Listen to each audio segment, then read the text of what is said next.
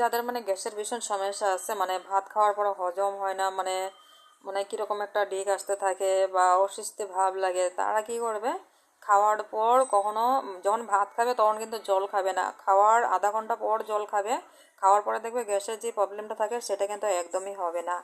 আর তোমরা কি করবে, রাতের বেলায় যখন ভাত খাওয়ার পর যখন শুতে যাবে, তখন কি করবে, এই সে তোমার জোয়াইন, মানে জোয়াইন আর বিট লবণ একসাথে ভেজে গুঁড়া করে রাখবে, সেইটা রাত্রে খাওয়ার সময়, খাওয়ার পর আর কি 1 চামচ করে খেয়ে 1 গ্লাস গরম জল খেয়ে শুয়ে যাবে।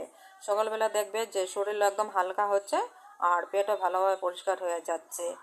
আর হলো যাদের প্রেশার আছে, যেমন আমারও প্রেশার আছে, যাদের প্রেশার আছে তারা কি করবে, যেমন আমরা চট করে গিয়ে মাথায় জল দেয়া দিয়ে মাথায় জল দিবে না, প্রথমে পায়ে জল দিবে, পরে হাঁটুতে জল দিবে, তারপরে মাথায় জল দিবে। চট করে যাদের হাই প্রেশার আছে তারা মাথায় জল দিতে নেই।